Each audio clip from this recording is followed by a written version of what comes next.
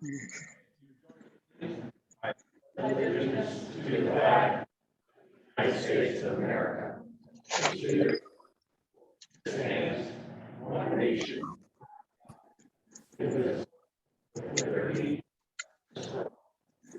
They don't have a camera on their end. That's why.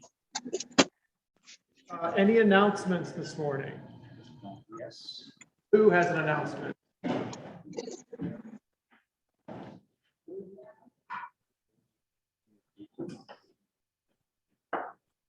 Good morning, everybody. Mike, maybe you help me with this. Pull this out here, perhaps. Update on the car show. This is our poster, and it's showing our sponsors. We have the City of Dublin, Infinity of Columbus, Tansky Sawmill Toyota, Acura Columbus, Dan Tobin Chevrolet, GMC Buick, the Toy Barn, Fields Auto Works. Did I miss anybody? I think State Bank, Susan, gonna have a spot here for you. So thank you for your donation and your bank's donation. Yeah, we're bringing a food truck. We're so excited. The State Bank food truck will be at the car show. Sweet. Nice. Not money. Not money. All right, thank you. Okay. Also, we have online, there are 35 cars registered already. The goal was 2019, we had 115 cars. We're in pretty good shape. We'll be passing out flyers at the arthritis show, which is coming up next week, which has 1,000 cars normally at the Metro Center. And we'll pass out our flyers there. It's a timely event to have it just 2 weeks before ours, which will be on September 5th. And we have about 20 volunteers already. There's still some places for volunteers. So if anyone wants to, let me know. Thank you. Thanks, Lou. Any other announcements this morning? Peter, Georgetown has an announcement. All right, come up here for the. All the way up here. All right, so Perfect Party is this Saturday at 6:30 p.m. over at Mike and Heather's house. It is not too late. If you want to attend, please go on to Club Runner and sign up. We've got a good group. We've got about 26 people, I think, signed up. So it's going to be a good crowd. Remember, if you are A through L, you bring a dessert. If you are last name beginning M through Z, you bring an appetizer and also bring an alcoholic beverage. So with that, we're looking forward to it. It's going to be a great time. And thanks to Mike and Heather for hosting the event. Thank you. Any other announcements? All right, so we're going to kick off our member-to-member introductions this morning with Ramona and Tim. They're the first up, and Ramona, I think, is going to talk about the sign-up process as well. Ramona and Tim. Thanks, Mike. So do we need to be in front of the computer? No, then? you don't. Just anywhere here, they can still see our lovely faces. So a couple years ago, we did member to member, just a quick introduction, get to know each other a little bit better. And so this week, it is Tim Redmond and myself. So Tim, you want to start? I can start. Yeah. Well, my pleasure, of course, is to introduce Ramona Penland Coyle. Ramona's from Newark, Ohio, originally. Her family consists of her husband, Barry, and her 3 children, Samantha, John, and Mike. She has 6 siblings that survived her, anyway. She's been in Rotary about 10 years. The other night, she couldn't remember exactly how long she's been in Rotary, but she thinks it's been about 10 years. She's a practice director for endodontics practice. Fun fact, I said, what's a fun fact? Well, she power lifted in California when she was in her 20s, which would also explain why she got into a lot of fights with her sibling brothers and usually won, I guess. I didn't know it. She likes to garden and she loves to be around people. Her passions, other than people, are singing. Her role models are Jesus and her dad and mom. Musically, she loves all kinds of music, particularly Willie Nelson, folk music, and the Beach Boys, and Christian rock. I particularly approve of the Beach Boys. Best vacation she ever took was to the Turks and Caicos, and the reason was her kids were with her. She's an extrovert, no surprise there. Favorite holiday is Christmas, and mainly because of the traditions and the fact that she can have her whole family together. Favorite foods, homemade noodles. That's a guilty pleasure apparently for her too. She had a celebrity crush on Davy Jones of the Monkees. I mean, who ever did that, you know? And what's one thing that can instantly make her day better? Hugs from her kids. Her favorite quote or motto is "Be still and know that I am God." Ramona Penland. Thank you, Tim. Look around on your tables. There's just some brief descriptions of how to run it, where you want to keep it around a minute and a half to 2 minutes. You guys stay up here, Tim. Okay. Yes, you Oh, I do. do. But today I'll be sending out a sign up. So pick someone that you would like to go ahead, and preferably somebody you don't know so well. Get together and just kind of go over some things that make them special. So I would like to introduce this special guy, Tim Redmond. He was only child, so that probably explains a little bit more about Tim. He was born right here in Columbus, Ohio, France. He's been married to his lovely wife, Jan, and on September 5th, it will be their 51st anniversary. 3 beautiful daughters that also live right here in Central Ohio, and 9 grandbabies that just make his day. They range from 4 months to 23 years old.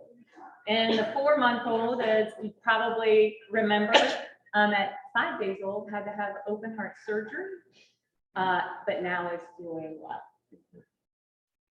He's been in Rotary since 1999, and if you're trying to calculate that, that's 22 years in Rotary. He's a lifer. Tim's career has been in the legal field as an attorney, and right now he is semi-retired, working toward being that completely retired, hopefully by the end of this year. One fun fact that I think is actually more than just a fun fact is his contribution to our history and those serving overseas. Tim plays the guitar, the acoustic guitar, and at 20, he was in a band. And his American folk music band consisted of 2 20-year-olds and 2 18-year-olds, and they played music similar to Peter, Paul, and Mary. Some of us will remember who they are. The band auditioned for the American College show, and that's kind of like Star Search. And from that audition, they were asked to be on the Paul Dixon show, which again, some of us may remember. Mel Cooley, who was on the Dick Van Dyke show, was subbing in for Paul Dixon. And after the show, asked him if he'd like to go on tour and play for the troops.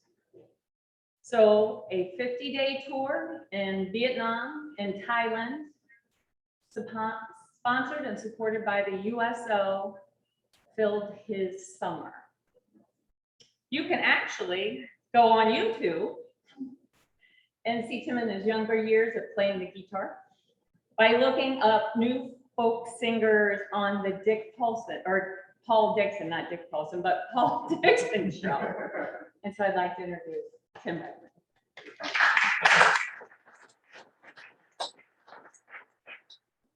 All right, thank you guys so much for being the first up, and really look forward to everybody signing up to do this. And with that, I will introduce our Sergeant, Colonel Dave.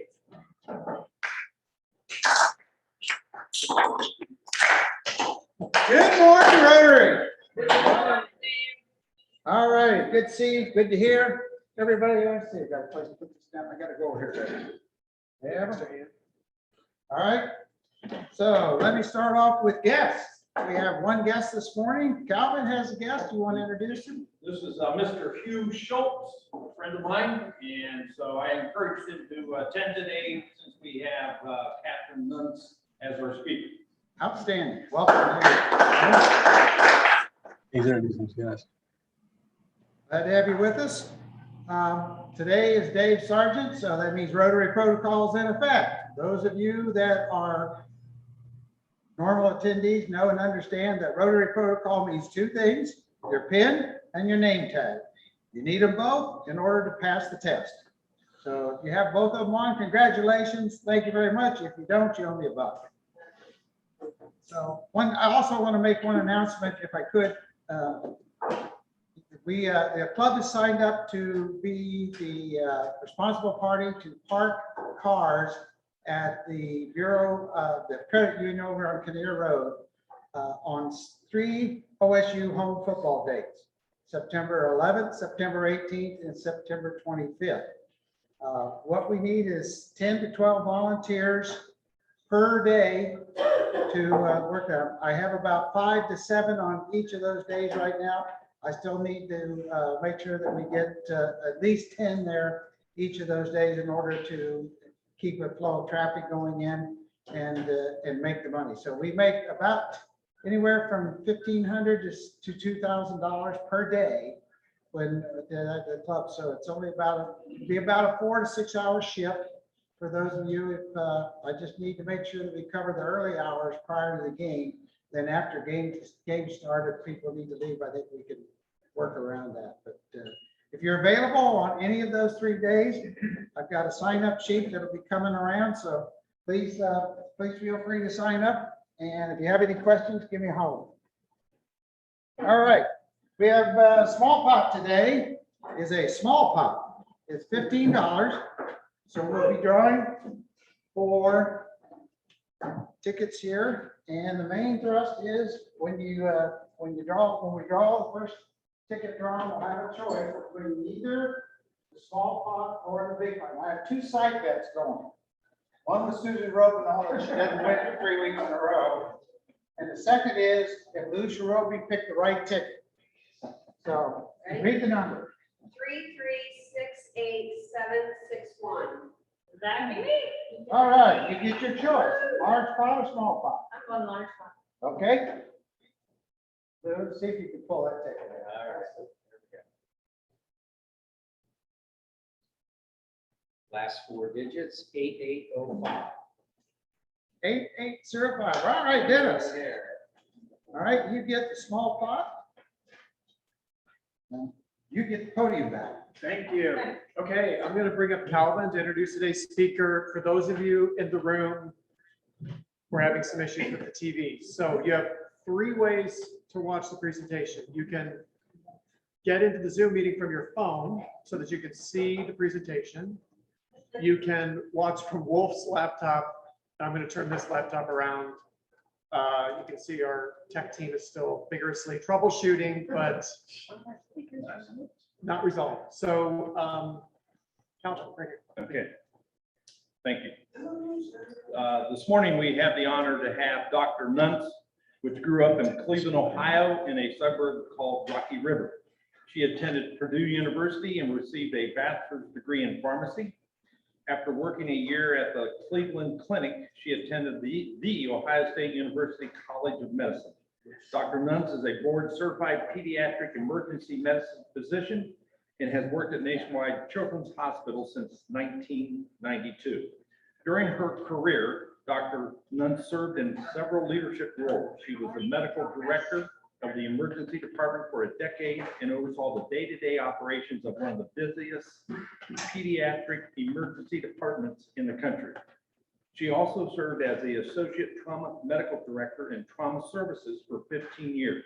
Currently, she sees patients in urgent care centers and works as a clinical informationist in information services building and electronic medical record supporting the physician workflow.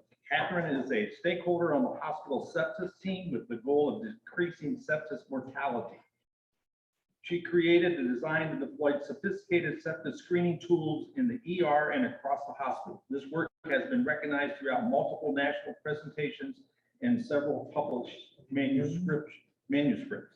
Since 2017, the mortality rate at NCH has decreased 50% related to this work.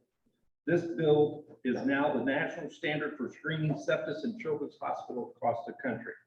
Dr. Nuns is also a faculty preceptor teaching future physicians to harness the power of social media. She has over 4,000 active Twitter followers and recently published a book called Social Media for Medical Professionals.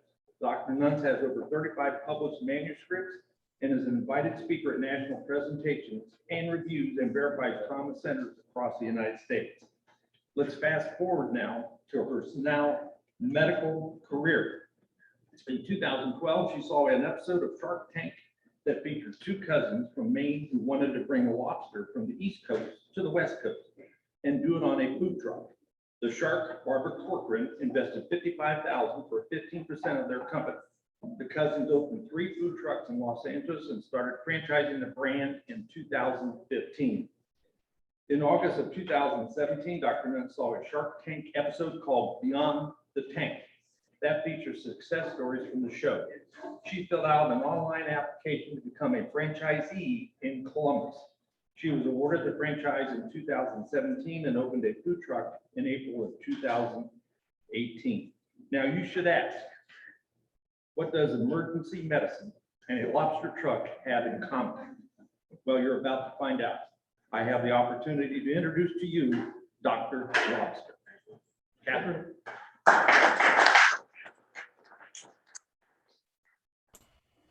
Hello, everyone. Can you hear me? Yes. Can anybody see me? Yes. On that technology screen up there, is that where I'm going to be presenting? Yep, if you just share your screen in the Zoom meeting.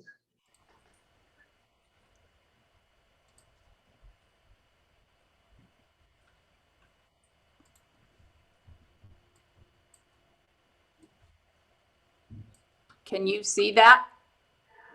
Looks great. Okay.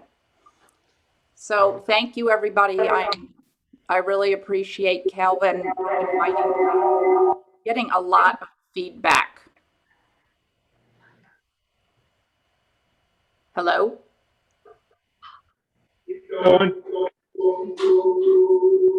I think the local laptop might have to be muted.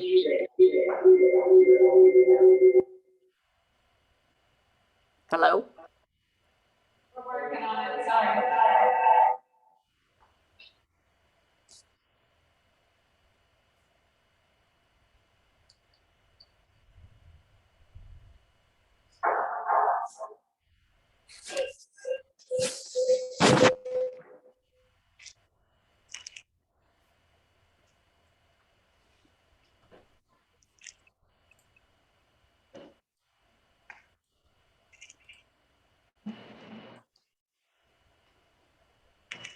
Should I try again?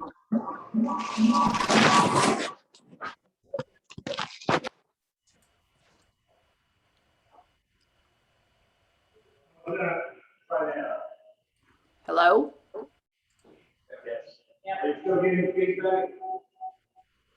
I feel like it's better. Should I go ahead? Yeah. Okay.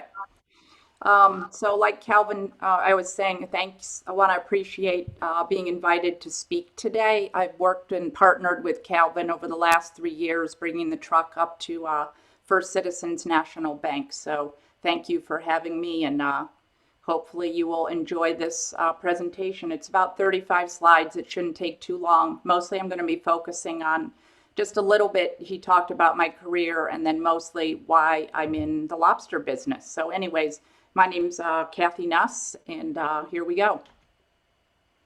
So just a little bit about myself. Like Calvin said, I've been at Nationwide Children's Hospital. This is going on my 30th year.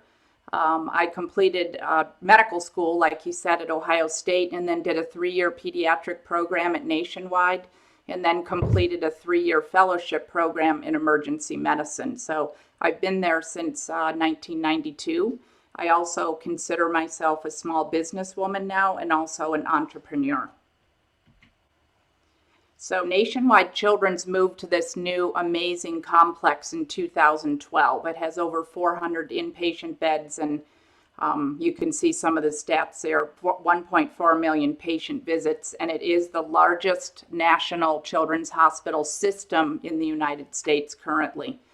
Those rankings are a little bit outdated there, but children's, generally speaking, is in the top 10 in various departments throughout the hospital. Just a little bit about me. I have a couple dogs. Tucker is the older one, and Maverick is a COVID puppy. He's actually a sheepadoodle. I have an identical twin sister that's not actually me. Her name is Shelley, and she is a physician at the University of Georgia, and she just founded the first medical school ever at the University of Georgia about 8 years ago. I have two fabulous kids. There's Sydney on the left holding Maverick, and that's Ellie on the right. Sydney's starting Ohio State this fall, and Ellie's following in my footsteps, and she's going to be a pharmacist and go Boilers. She's at Purdue University, where I studied my undergraduate degree.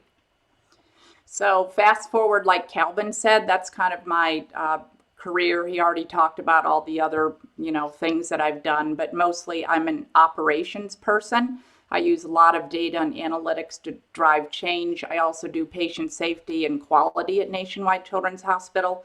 And the sepsis project that Calvin spoke about is probably one of my biggest accomplishments in the last 10 years. So I do practice emergency medicine, but mostly in the urgent care.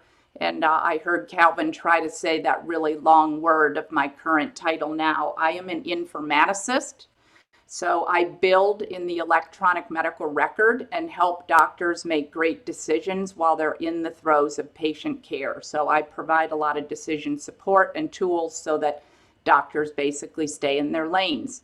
The sepsis program is a national one in that you've probably always heard about adult sepsis. Well, pediatric sepsis is a real thing too. So we implemented tools in the electronic medical record that has decreased the rate of death in children at our hospital by over 50%. And we've been able to do that in 3 years. So we're really proud of that function here at Nationwide Children's Hospital, and we're definitely leaders in that area. So I've been doing medicine all my life, and then I also have a passion for lobster, and so we're going to talk about that, but I know everybody was saying one quick fun fact about themselves. So when people ask this, and they've known me a long time, I was the junior state bowling champion in 1972. Just so you know, you're talking to a bowling champion. Anyways, we're going to be moving on now in the presentation. So as I've aged and been in healthcare so long, I was looking for some kind of opportunity or an investment for when I retire from medicine, because I've been in it like almost 30 years. So I had been pondering basically, what do I want to do in terms of like finding a business opportunity? And I think these are things that like all of us, if we were starting a business, should consider before you invest in something like this. So questions I had for myself is, what am I passionate about? And like Calvin said, I grew up traveling to the East Coast, to Maine and Cape Cod, have many memories about opening live lobsters and eating them with my family. So I always thought, well, I like lobster, but I was like, I don't know what I'm going to do with that. But I really enjoyed vacations on the East Coast. What skills do I have? And so I thought to myself, well, I've never run a business. Like, how am I going to do any of that? I don't have a master's degree in business. I didn't go to business school. Like, I'm a doctor. But I thought, well, I can take and leverage some of those tools that I have, like my operational and data analytics skills that I've learned over the years, and maybe use those. I wanted to find a problem to solve, and that was easy. There was no lobster food truck in Columbus. So when I was thinking about bringing lobster to Columbus, I was like, well, that would be a great thing. How much capital do I need? And then what is going to make me happy at the end of the day? Because I've been in medicine so long that I don't want to do something begrudgingly at this point in my life. So I've loved medicine. It's been a passion of mine, but as I've aged, I've wanted to kind of get out of healthcare and do something else.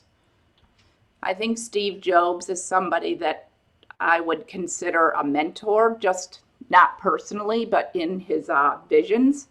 And so this is one of the statements that I think really speaks to me, because if you are working on something exciting that you care about, you don't have to be pushed.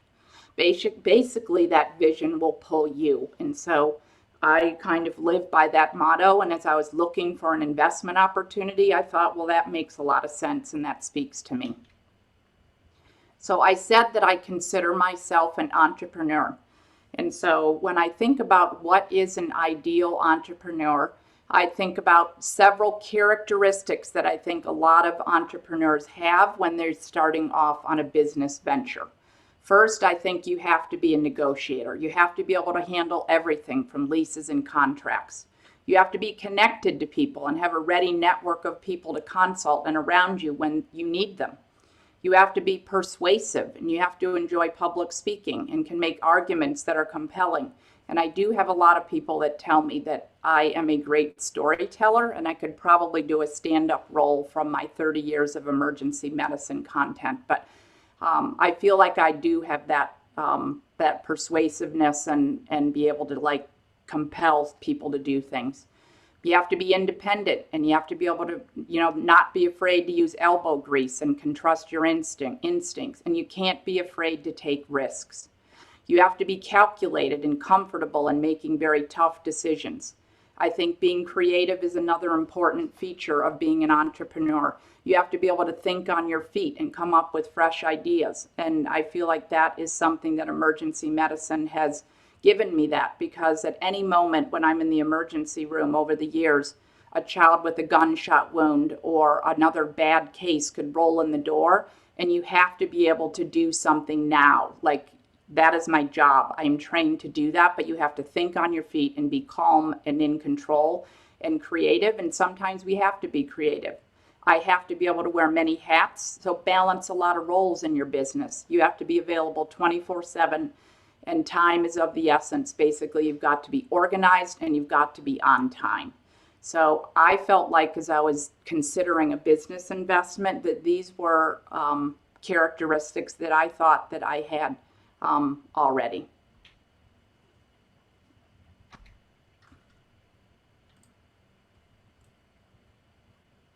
So then the idea of a food truck came to mind. I hadn't really known much about franchising at the time, so we're going to talk a little bit about franchises because I really didn't know anything about this. And I have to say, I've been educated in medicine all my life, and I feel like I'm pretty intelligent, but I knew nothing about food trucks, nothing about the food industry, and I certainly knew very little about franchising, other than I thought, well, Subway's a franchise, but I didn't really understand what was under the roof or what all that meant. So for those of you who don't know, franchising is a form of marketing and distribution. The owner of a business system, or the franchisor, grants to an individual or group of individuals, the franchisee, the right to run a business. And in that franchise, you sell a product that provides a service, but you use the franchisor's business system. So what are the pros and cons? Because some people would say, oh, I would never run a franchise. I want to start a business on my own. So I think there's a lot of pros to this as I started learning about franchising. First of all, there's potentially lower startup costs because the brand is already, established, and so they can help you with not having to create a menu, for example. You have already built-in strong brand recognition, and we'll talk more about that in a little bit. You have a proven system and operation, so they wouldn't be selling you the franchise unless they had already essentially fine-tuned and worked out all the kinks at the national level, and now they're ready to franchise. They also source the products, which in the lobster industry is incredibly critical for this to be successful. They provide training, they have ready-on support, and then they have marketing assistance. So I think those are all great pros. The people on the other side would say, well, they're going to restrict my menu if we're talking about a food industry franchise, not like Valvoline or something else, but in food, they might restrict what you can serve. They also may only say you have a certain geographic territory you can vend in. They may set your prices. You have to pay fees for the use of their franchisor system in the word royalties. And then they also charge you for marketing fees. So it's not free to be a franchisee, but you do get a lot of things when you sign up to be part of their system. So back in, that is not displaying properly. Oh, there we go. So back in 2012, I don't know if any of you watch Shark Tank, but this is a show that is near and dear to my heart. I've watched this show for probably, I don't know, up to 12 seasons now, because I love the idea that somebody can go on this show with an idea that they had, and it can transform their lives and others. And so I sit here and I used to watch Shark Tank every Friday night, like tape it, watch it. And then in 2012, I actually was watching this show. So that's 9 years ago. I remember Jim and Sabin came onto the show, and I thought, well, what is that food truck sitting there on the stage? And I liked those guys. And I thought, well, there's lobster. I like that. And so I thought it was a cool concept. And I thought, well, that's kind of cool, and just kept watching Shark Tank for the next few years. So basically, I was watching one of the Beyond the Tank episodes where they feature concepts that came on and were invested in on Shark Tank. So in 2012, in that picture there, Barbara Corcoran, the shark, invested $55,000, which frankly is nothing on this show, for 15% of the company. And the cousins wanted to bring Maine Lobster from the East and sell it in Los Angeles. So they wanted to build a food truck. So basically that was a concept image behind them. She gave them money, and they built their first food truck. They eventually did 3 food trucks, and then Barbara said, you have to franchise the brand. I'm not making any money on 3 trucks in Los Angeles. So they started franchising the brand, like Calvin said, in 2015. So 3 years later, she was done with the Los Angeles trucks and said, let's go nationwide. So I watched the Beyond the Tank episode in August of 17. And when I saw those 2 guys on there, they're like, now they're selling $20 million of lobster a year. So they went from 3 trucks in Los Angeles to franchising in a few cities in the South, in the warmer areas. And so it said, if you want to be a franchise owner, fill out this form. So I went and got my laptop. I filled out the form. I hit send. And I thought, well, nobody's going to call me back. Like, I just sent that out to the universe. Everybody's watching this TV show. Well, lo and behold, 24 hours later, the contact from Cousins literally in 24 hours called me back. And he said, hey, this is Jeff from Cousins. And basically it started from there. So in August of 17, I scheduled phone interviews, and he asked me to create a business plan. He said I'd have to present something to the Cousins eventually. It involved a discovery day in Los Angeles, and then eventually the franchise was signed in December of 17. So in August, I filled out the form, and then I had a few months to get, organized and figure out what was going on.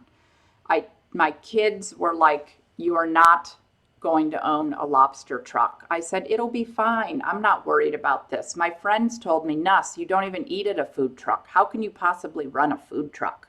I said, it's just a food truck. It'll be fine. I'm not worried about it.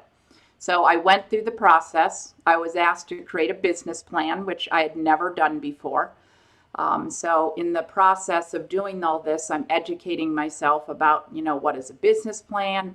I had to come up with a company mission statement, and set up goals, plans, what my target market was going to do, and so on. So I went through this whole process, created a PowerPoint like I did today, scheduled a Skype call with the Cousins because they're in Los Angeles, and presented my platform, and I was awarded the franchise in December of 2017.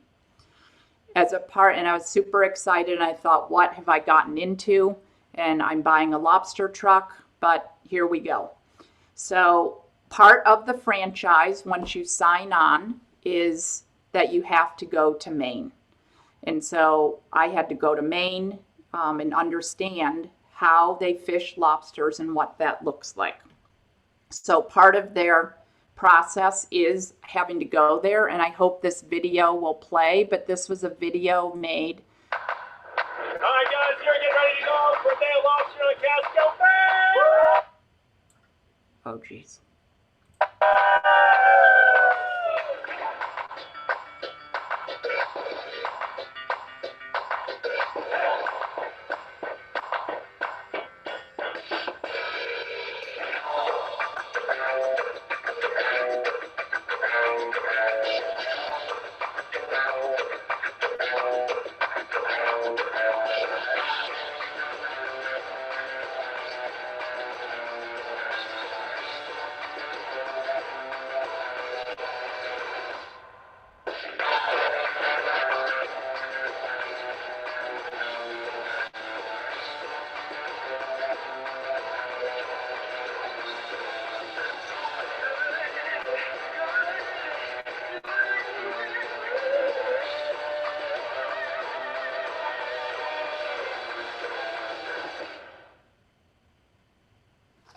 Was everybody able to hear and see that?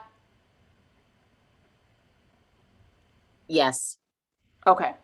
So part of going there was, you could see we were pulling lobster traps. I think we took almost 30 minutes to get to the traps that fisherman had put in. And in that day, we were not there that long. We fished 5 lobsters.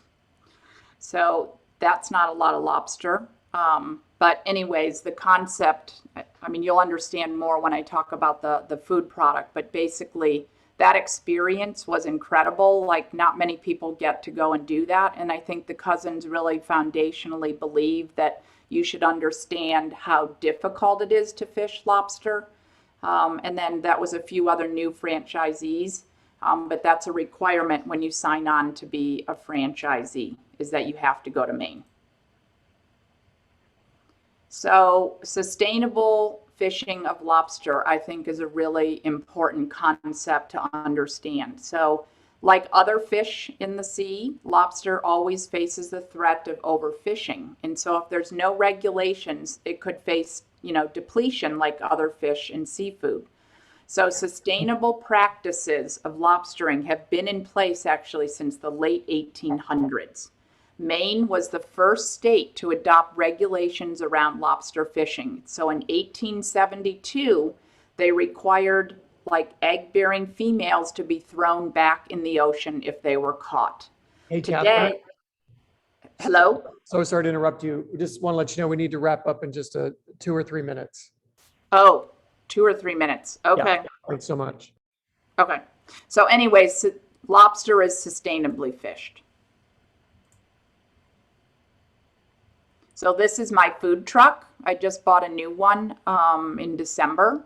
So it's a big 30-foot food truck. The cousins help with that.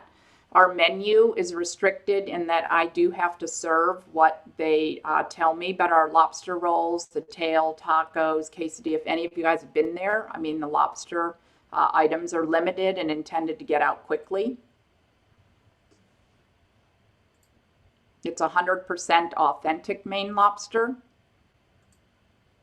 When we put the truck on the ground, you can see right here, this is the Columbus Commons. This was a lunch. These are all food trucks here. This is the line at my cousin's Maine Lobster food truck. And we're very blessed. We have been accepted and a popular food truck here in town. I would say this is more challenging than sometimes the emergency room. Our food truck has to go in snow, and the cousins live in California and had no concept about that. My truck breaks down. I mean, I've had to have it towed. We use social media, as Calvin said. It's powerful. It helps drive our business. This is just an example of, I posted this, that our truck's name was Stella. She was under the weather, and look at the reach of this, 36 comments. It's amazing how many people live on social media. I use it to drive our business, so I do all the social media for it and postings. We just finished 3 years of lobstering here in April. And then the next steps were moving to the brick and mortar location that we're at. And this is just a very short video about that.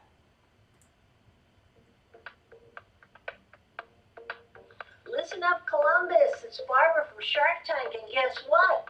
Cousins Maine Lobster will be a part of the Bud Dairy Food Hall. That's right, the Bud Dairy Food Hall. We love you, Columbus.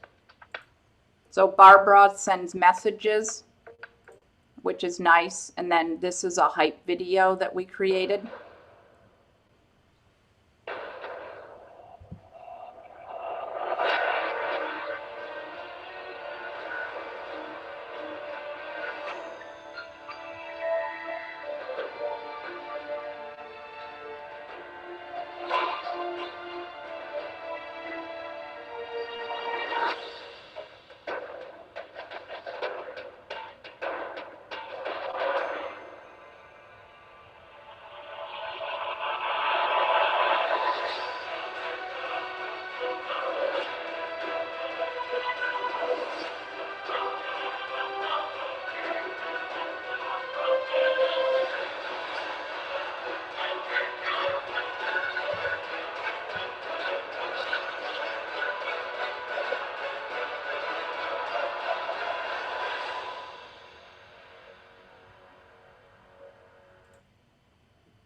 So our next phase, we opened in Bud Dairy in April.